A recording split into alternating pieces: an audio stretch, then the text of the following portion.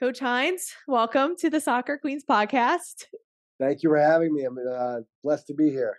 A lot of people are probably wondering, why do you have some football guy on a show called the Soccer Queens podcast? We have an explanation for this. So I don't know how I found you, but I think it was through Twitter initially. And the algorithm kind of kept pushing your tweets in my feed.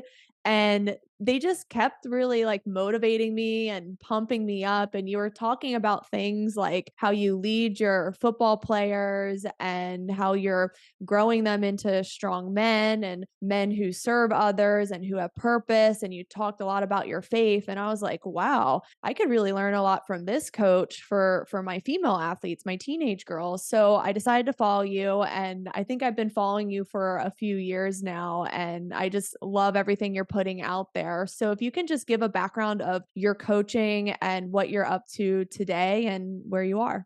Yeah, well, first of all, I greatly appreciate that because without getting preachy to you or your audience, for me that is coaching is a calling. I think for any of us, male, female, regardless of the sport or the age, if we're going to stay in it long enough and be a blessing to people, we've got to see it as a calling. I do actually have a background in soccer. Started back in first grade. I played for 1 year.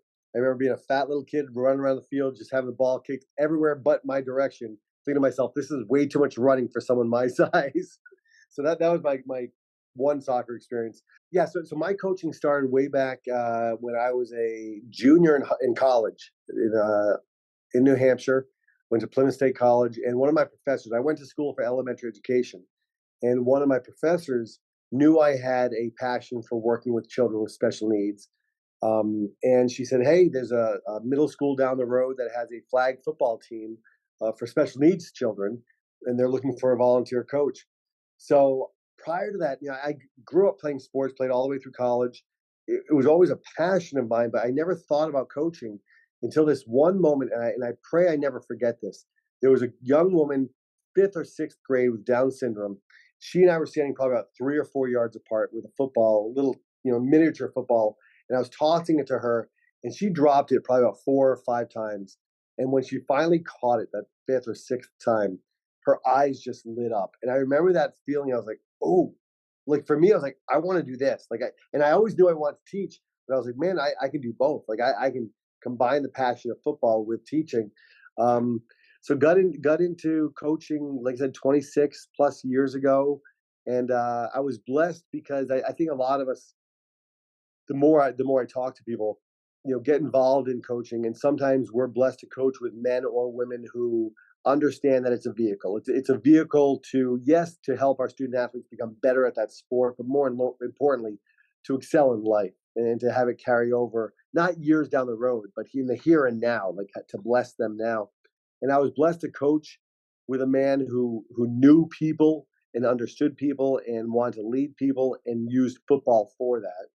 And along my journey of coaching, I've also coached with jackwagons, for lack of better terms, who use people and will say all the right things in front of administration and people, but really use kids to meet their agenda. So I've coached with the best of the best and the worst of the worst, in my opinion. And I think, like anything else in life, we need to choose to adopt certain things from some people and apply it to our own lives. And some other things we see, just say, hey, that's not who I am, and leave that, on the wayside. And it's been something that I'll do as long as God allows me to keep coaching. I'll be on the field and in the weight room with him. So you said coaching is a calling. What do you mean by that exactly? One of the things I do with my 4th graders is I do a thing called favorite. We do quote of the day. So I put a quote on the board, and they're old enough in 4th grade where they can, great majority of them, read the quote, write it down. And I tell them, just write down what it means to you. Write down what this means to you. And there's no wrong answer. It's just, what do you take from this quote? And then we'll discuss it. What I mean by saying coaching is a calling is, there was a quote I had read years ago that said, always preach the gospel, and when necessary, use words. And I remember reading that and kind of just thinking, like, wait a minute, what does that mean? I read it over and over again. And in our life, how we dress, as I'm sitting here with a ripped up T-shirt, but how we conduct ourselves, how we greet strangers, and how we treat people He's a message to the entire world. Whether we ever mention the name of Jesus or not, we are preaching the gospel. I tell our football players all the time that each and every one of you are leaders. And you can see a lot of them kind of look at me confused. Some of them kind of giggle at their buddies. I'm like, listen, some of you are going to lead people to greatness, and some of you are going to lead people down the wrong path, but someone's watching you always, and someone's going to follow your lead regardless. So for me, by saying coaching is a calling, I truly believe to my core that I was put on this earth, not to coach necessarily. I don't think God had that in his mind, or maybe he did, but to bless, serve, and empower as many people as I can. And coaching just happens to be one of the vehicles I've been blessed with to combine a captive audience. The great majority of the young men and young women we coach want to be there. It's not like sitting in a classroom for 6 hours a day. They want to be there. So as long as we don't lose sight of who we are and whose we are, and as long as we don't let our egos get in the way, I think we can do amazing things by really leading people to not achieve our goals, but to achieve their goals, and collectively whatever the team's goals are. So your team has won a lot of championships, correct? Yes and no. Great question. So over my coaching career, yes, we've been blessed to win division championships, league championships, and state championships. Here at Coronado, when I took over 6 years ago, we have won one conference championship, and we've been to the semifinals 3 times, but we haven't won a state championship here in California yet. But I love that question because it does remind me, I'll often tell people I don't think there's a greater coach out there than I am. And I mean that. And I believe that to my core. And I think a lot of people hear that and they get defensive right away and they think, well, how many championships have you won? And I tell them it's got nothing to do with that. When I say I don't think there's a greater coach out there than me, it goes back to how I define winning. And yes, I want to win on the scoreboard. Yes, we have to win a certain amount to keep our jobs. But when I say I don't think there's a greater coach out there than I am, I'm not saying I'm greater than others. But how I define success is if I can bless, serve, and empower one person a year. With football teams, you have anywhere from 60 to 120 players in your program or more.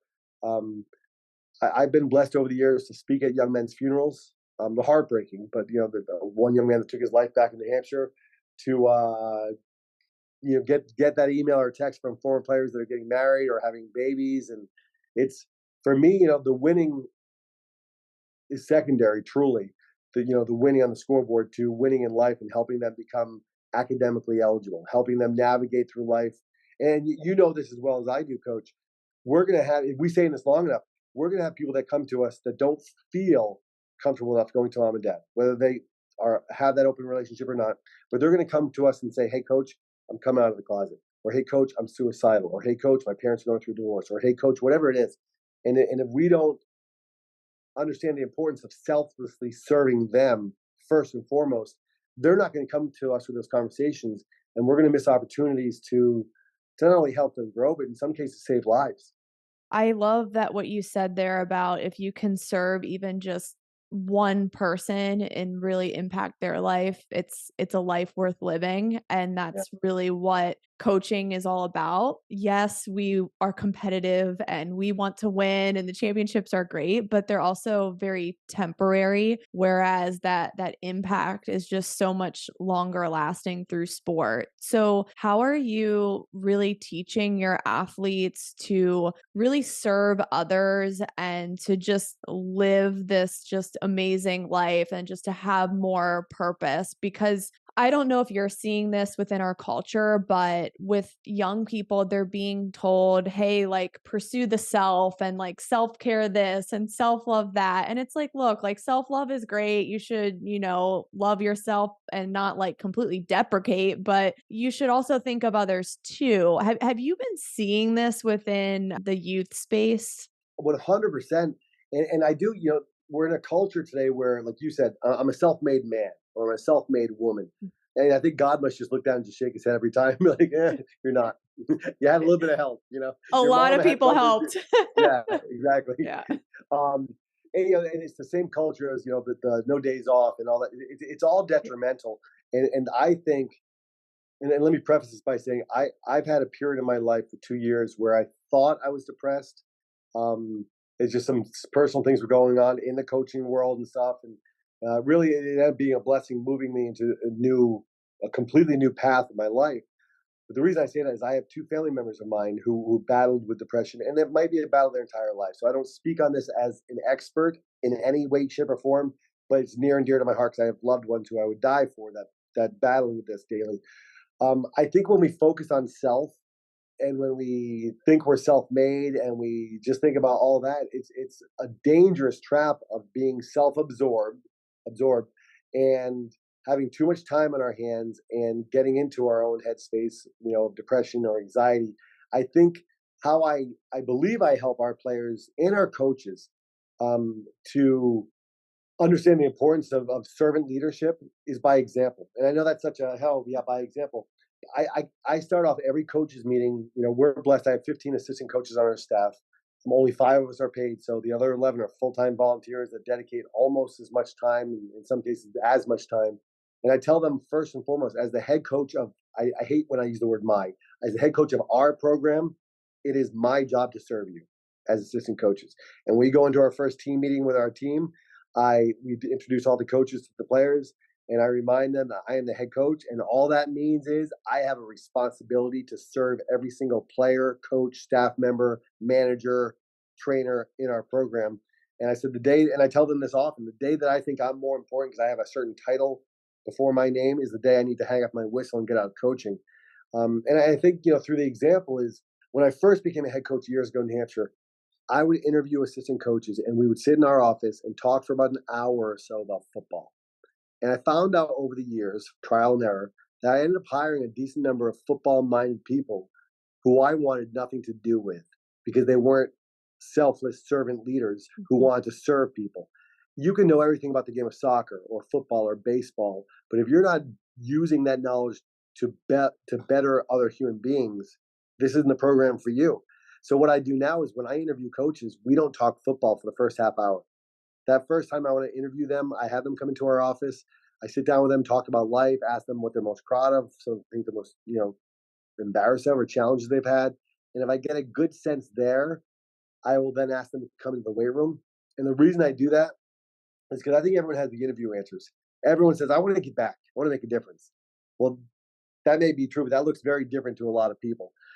So what I have them do is if I get a good vibe when they come to the coach's office, I'll have them come into the weight room and they say, well, coach, what do you want me to do? And I'll say, whatever you want. You can work out with the guys like I do. You can just watch and observe. You can talk to people. And I've had coaches before that have said all the right things in interviews, but I see them walk right past the heavier kid, right past the real skinny kid, and just go to the studs and spend all their time hanging around the young men or young women that look like athletes.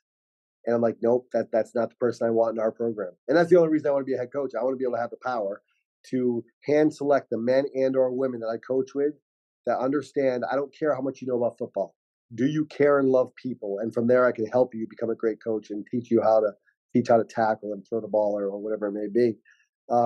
For our players, that's huge also because I've been in programs before as an assistant coach where the head coach or certain other coaches, position coaches, treat the stud players completely differently than they do the second, third, or fourth string players. And everyone sees it, except for those coaches. They think, they're just high school kids, they're not smart enough. Our youth, as you know, are a lot smarter than I think too many people give them credit for or don't give them credit for. They can see the BS. They can see the nonsense a lot clearer than we can see it ourselves sometimes. So I think one of the ways we can, as coaches, model selfless leadership is to spend just as much time with that young man that's a third string quarterback as we do with the first string quarterback, and spend as much time asking them about life and what's going on than just spending time with the starters. This is raising some questions here. So you mentioned that if we're focusing too much on the self, that can actually make us a little bit more anxious or too in our own heads. And I feel like society's kind of saying the opposite. Do like more of the self and like you'll feel better and like do what you want to do. And it's just sad to see that. And I think that service, that duty to have responsibility and to really care for others is getting lost with our players and even coaches too. I don't know what your thoughts on this are, but there's a lot of talk of coaches being very open about how, coaching is a hard job. It is busy, but they're almost like too public about it. And it's like this like complaining, oh, coaching's so hard, or oh, I need to do this. It's such a responsibility. It's so much pressure. And it's like, I feel it's a blessing to have that responsibility and that pressure. And if you just change your perspective, you don't need to play the victim as a coach. Of course, take care of your mental health, but if you make that service your focus, I feel that's more meaningful. 100% I, agree. Oh, go ahead. Sorry.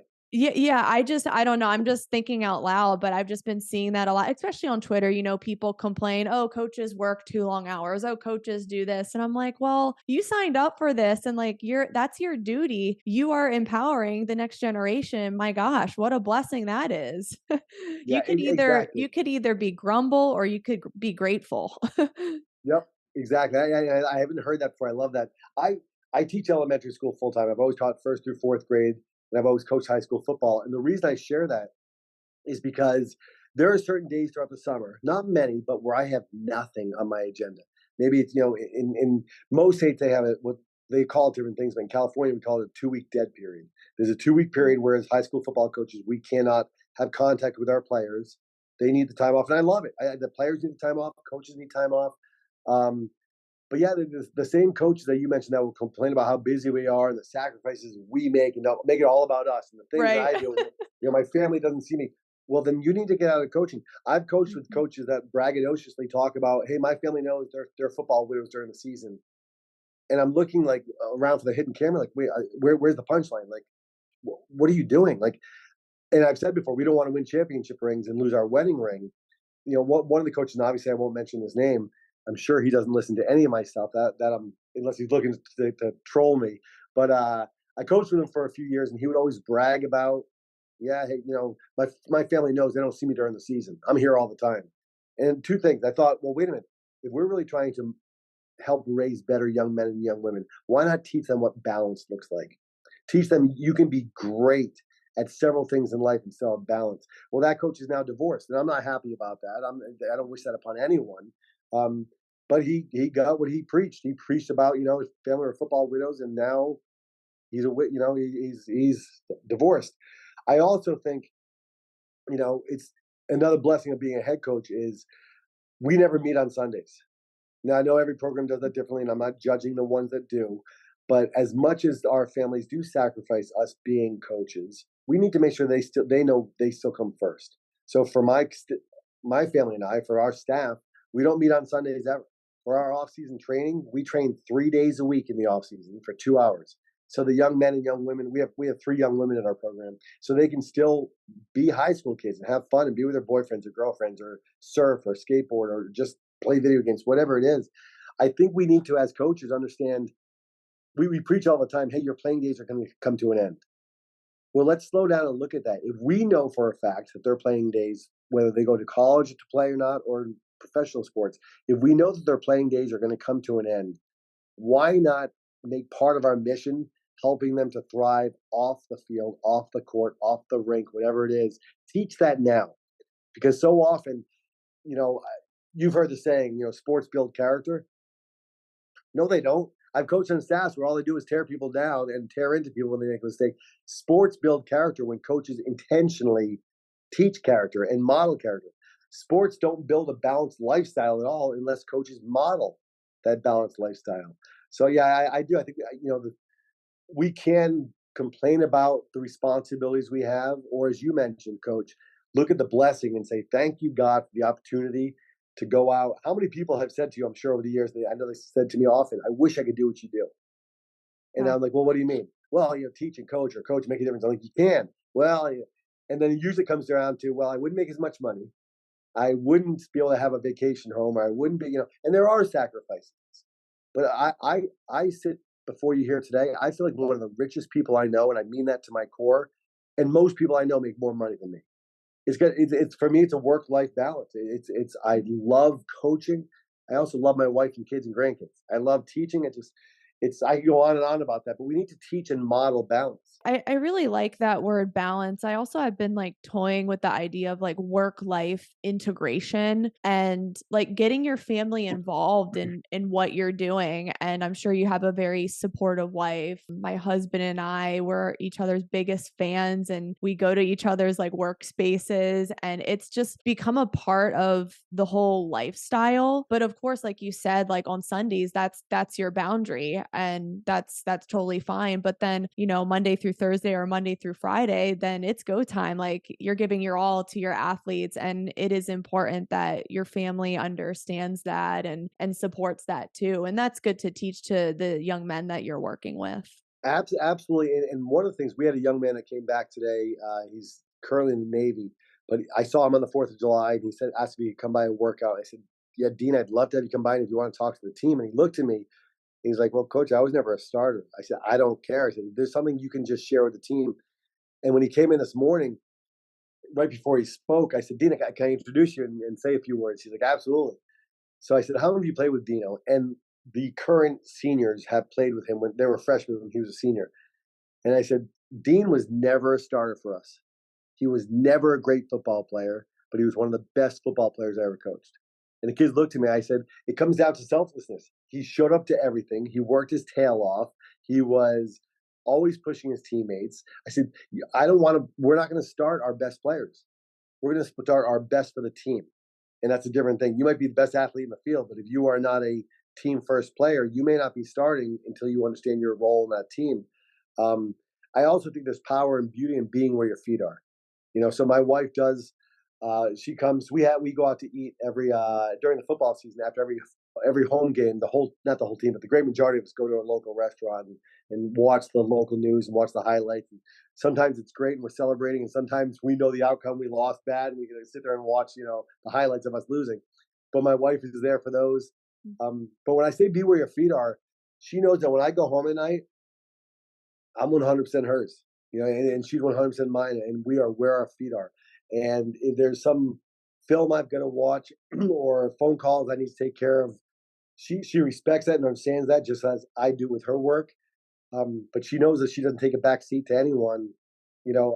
Just for she and I, we are each other's best friends. We just celebrated our 29th wedding anniversary, and Oh, I remember asking, congrats. thank you, thank you. I remember asking her after my first 3 or 4 years coaching. At the end of every season, I would say, "Are you okay if I coach again? I want to let the head coach know." And she's like, "Yes." And after the 3rd or 4th year, she's like, "Hun, stop asking." She's like, "I know you love it." I was like, "Yeah, but do you love it?" She's like, "I do." We pray together every morning and every night. She hears me pray for our players before contests, and it's something that I say proudly. She is tremendously supportive, but it's also because, as you mentioned, I've made her part of the football program as she's willingly wanted to be. Let's talk about faith a little bit. One thing I've noticed about your tweets is you're very bold in your faith and speaking about God. And I actually saw Les Spellman have a tweet as well today, and that was very refreshing. And he's like, we need to just break this chain and talk about God more and his role in our lives. And even our pastor was like, look, like you guys are the church, whether you're a coach, a photographer, an accountant out in the world, you can like use your work and your passions to preach the gospel, like you were saying earlier Yeah. in our conversation. I think that's one thing that we need to realize, as coaches, we can teach our players these greater lessons. But I'm just wondering, like, why are people hesitant to speak about their faith? Like that's something that I can't really wrap my head around. Yeah, nor can I, and I don't know if I have. Well, actually, I know I don't have the answer, but I have some thoughts on that. I believe to my core that God is real. My father passed away a year ago, and it was really, really hard. And I still have hard moments here and there. But the reason I bring that up is I have no doubt I'm going to see him again. I have no doubt I'm going to see him again. I know, and I tell my fourth graders, I'm fortunate. So Coronado, where I coach, I love where I coach, but we are a public high school. I pray with my players, and I will sit down with them and ask them if they believe in God, to have conversations with that. And that may cost me my job someday, and that's okay. And I don't ever push on anyone. Where I teach at a private Christian school. So I'm not only am I able to, I'm expected to talk about my faith often. But I tell my fourth graders, I'm like, the two most important things you can ever know is who you are and whose you are. And we dive into, like, if I know who I am Kurt Hines. I'm a child of God. The Coach Hines, I love being called coach just as much as I love being called dad by my kids and papa by my grandsons.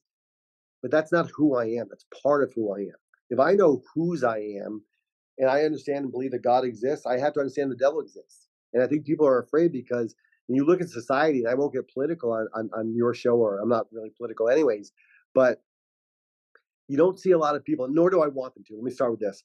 I don't want to see people attacking other faiths, but you don't see a lot about that. But you mentioned Christianity.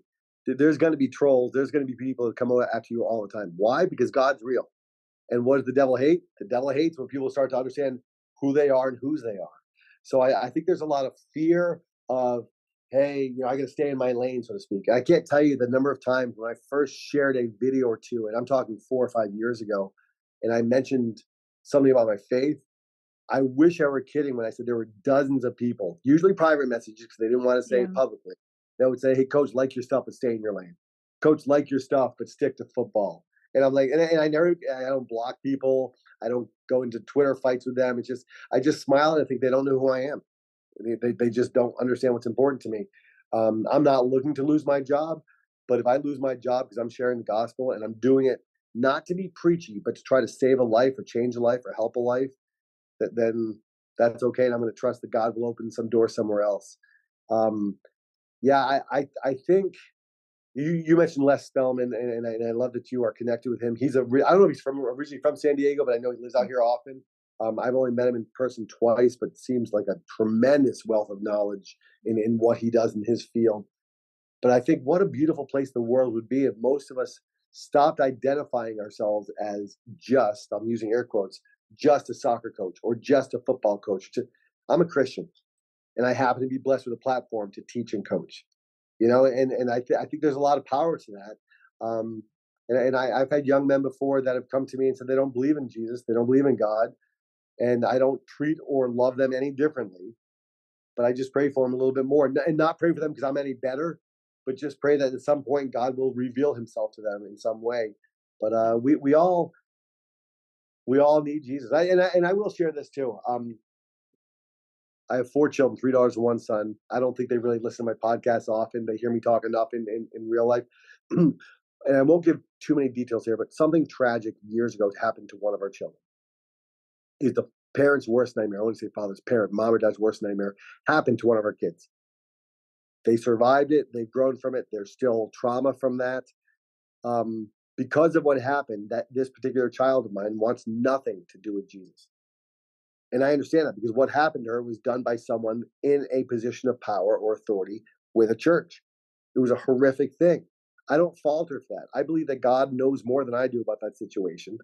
God understands her heart and God understands what she needs right now. Do I stop praying for her? No. Do I stop mentioning the name of Jesus around her? No. I just continue to be who I am. And she knows, going back to that quote, always preach the gospel and when necessary, use words. Our life is a message to the world. Whether we believe in Jesus or not. And people are going to notice there's something different about us. They may not be able to put their fingers on it right away, but they're going to start following and watching and observing what we do and how we speak. Some to watch us succeed and say, hey, what's different about him or what's different about her? And some to watch us fail. But we just need to keep on trying to wake up every morning and try and say, God, use me. Use me today to bless someone.